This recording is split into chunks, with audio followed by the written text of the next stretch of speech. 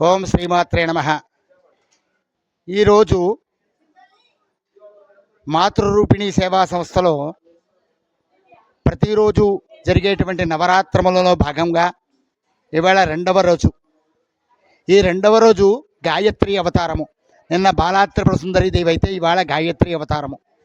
ఈ అవతారంలో గాయత్రిని ఎంతో నిష్ఠాగరిష్టంగా కూడా పూజ చేస్తూ ఉండాలి. ఆ యొక్క గాయత్రి ఆరాధనలో భాగంగా ఇక్కడ ఎంతో ముఖ్యమైనటువంటిది ఈ పీఠానికి కూడా గాయత్రి పీఠం అని కూడా పేరు ఉన్నది కాబట్టి అలాంటి గాయత్రి పీఠంలో ఇవాళ శుక్రవారం సందర్భంగా చాలా యోగదాయకమైనటువంటి రోజు కాబట్టి లక్ష్మితో కూడుకున్నటువంటి మహాకాళి, మహాలక్ష్మి, మహాసరస్వతి స్వరూపిణి గాయత్రి కామకామేశ్వరి పరాదేవి అయిన అని మనం సంకల్పం చెప్తూ ఉన్నాం.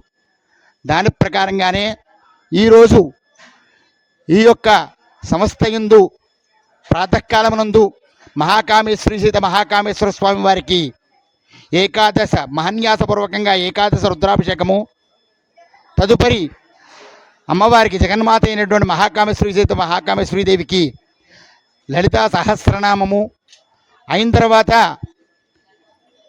హవనం ప్రతిరోజు కూడా ఏ రోజు ఏ హవనం చేయాలో ఆ విధంగా చేస్తూ ఉన్నారు కాబట్టి ఈ రోజున రుద్రహవనం జరిగినది చాలా శ్రేయోదాయకంగా జరిగింది.